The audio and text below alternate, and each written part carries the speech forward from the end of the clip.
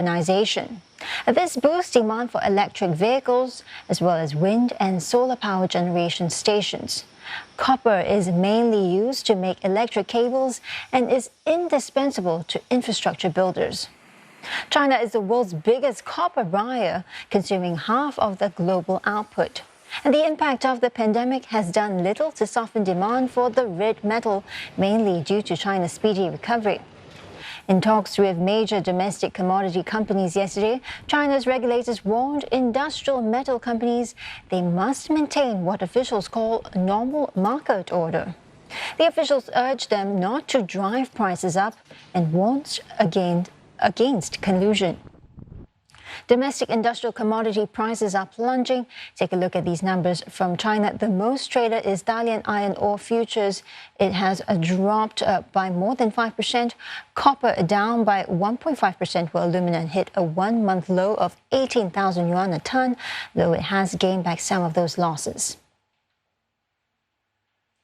Small and medium-sized companies in Hong Kong are struggling. A recent survey suggests that business confidence there is at its lowest level for 2 years running.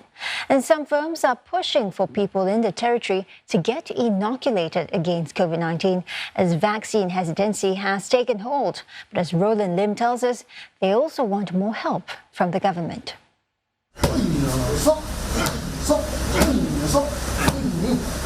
Ray Orr, who once led Hong Kong's Muay Thai team in international competition, is trained in the School of Hard Knocks. But not since running his own Muay Thai and fitness gym for the past 10 years has business been hit so hard. Fitness centers like Orr's were closed for nearly 7 out of the past 12 months in a bid to stop the spread of the coronavirus. 絕對係對我哋行業非常之唔公平。喺我哋呢個俾人停咗，俾政府強制停業咗幾次啦。咁其實咧係可以咁講，冇一次咧係關我哋事，個疫情控制唔到啦。跟住就喺我哋呢個行業係基本上係冇乜感染嘅個案情況之下咧，就無端白事停咗我哋。Orr, who's also the convener of the Fitness and Combat Sports Alliance, representing more than 200 gym operators, estimates that more than a third of gyms in the territory are permanently down for the count, despite an earlier government subsidy to save jobs. During the tough times, Orr stayed afloat by increasing promotions for private and group classes, slashing prices in a bid to get more customers by word of mouth. It has worked, and business has gradually improved these past 2 months since the government relaxed restrictions at gyms again.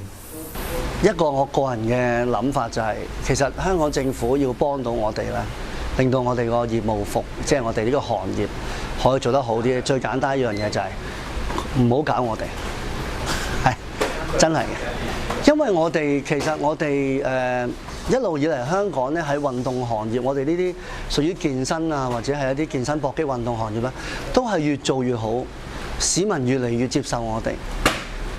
Businesses have suffered a great blow because of COVID-19 this past 12 months.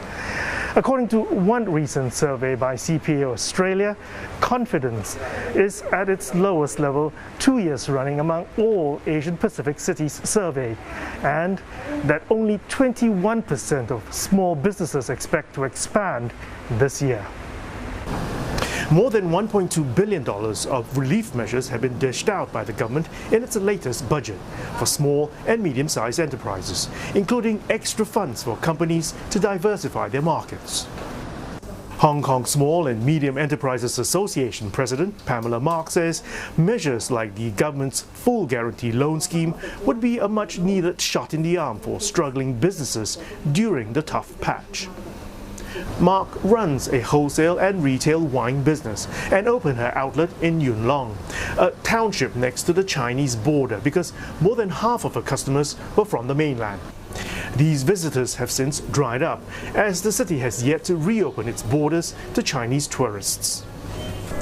That's why we face the turnover going down, okay, more than at least 60%, okay, because the amount they buy is a lot higher. They buy more premium wine, but for local people, they are more buying the average price, okay? And for the local, because of the pandemic, they stay home. And some of the restaurants around us, they are, because of the social distancing, they are locked down, okay?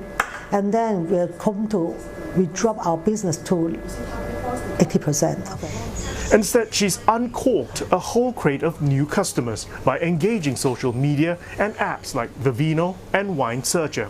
It's even brought her shop to the attention of English-speaking locals in the city.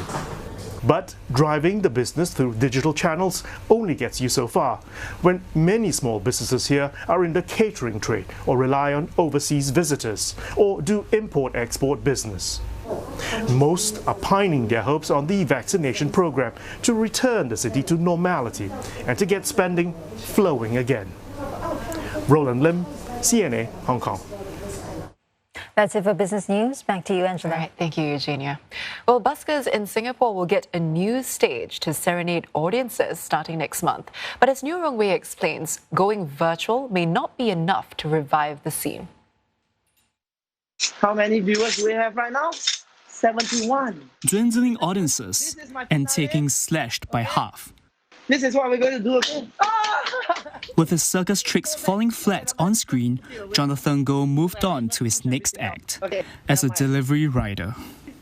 He's unsure if he'll stage a comeback, even with large-scale virtual busking sessions on the cards. It's an opportunity cost for me.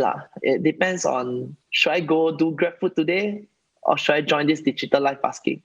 And if I don't go to GrabFood, can I actually earn enough to pay for my bills the next week? The National Arts Council will press play on live stream sessions every 3 months for viewers to open their hearts and wallets through QR codes. Each session will run for about 8 hours.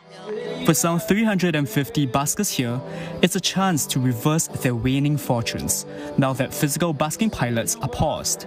They can jam alone or in groups of up to 10 without masks, with safe distancing in place. The platform is actually going to be conducted at a venue that is equipped for live streaming, and there will be technical professionals on hand. They just really need to come down to the space, bring their usual equipment and play as they usually do. It would help them continue to build their audience base. Full-time busker Cliff Lee hopes the bigger stage and wider social media reach will help him strike a chord with more listeners. He's now earning next to nothing from his live streams, despite doing them 4 times a week.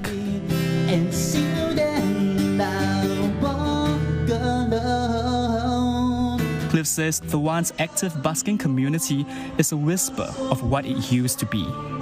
I feel more and more alone in the situation because a lot of buskers, I feel that they have given up. More people are letting go of it more and more, that they don't want to do it full time, but they just do it on the side. But the community is confident it's not their swan song yet. And the busking scene will come alive when performers can hit the streets again. And Asia Now continues in the next hour. We're checking the top stories, including India becomes the 3rd country after the US and Brazil to cross more than 300,000 coronavirus deaths. And later, Japan opens its first COVID-19 mass vaccination centers to boost rollout as the clock ticks to the Tokyo Olympics.